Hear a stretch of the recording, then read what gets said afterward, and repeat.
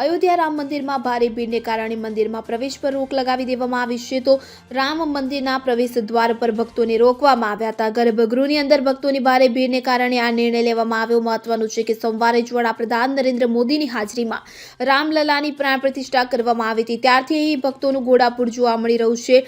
સવારથી જ લોકો લાઇનમાં ઊભા છે. સવારે 10 થી 11 વાગ્યાની આસપાસ ભીડ વધવાને કારણે રામ મંદિરના પ્રવેશ દ્વાર ઉપર ભક્તોનો પ્રવેશ જે છે તે બંધ કરી દેવામાં આવ્યો હતો. મળતી માહિતી અનુસાર રામ મંદિરના મુખ્ય દ્વારની બહાર મોડી રાતથી જ ભક્તોની લાંબી લાઈનો લાગી ગઈ છે. આજે વહેલી સવારથી જ મોટી સંખ્યામાં લોકો અહીં આવવા લાગ્યા છે. ભીડમાં હાજર લોકો ગેટની સામે જય શ્રી રામના નારા લગાવીને મંદિરમાં પ્રવેશી રહ્યા છે.